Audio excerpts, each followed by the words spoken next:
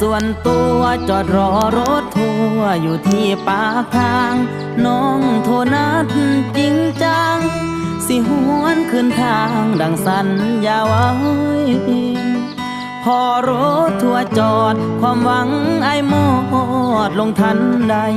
เจ้าลงรถมากับผู้ชายแถมแนะนำอายว่าเป็นแฟนกันตั้งตัวบ่ทันรับเจ้าโดยสารกลับหมู่บ้านเฮาอีแตกหังคันเก่าที่มาส่งเจ้าจากนาปีนั้นต้องรับบทใหม่คือรับหวานใจ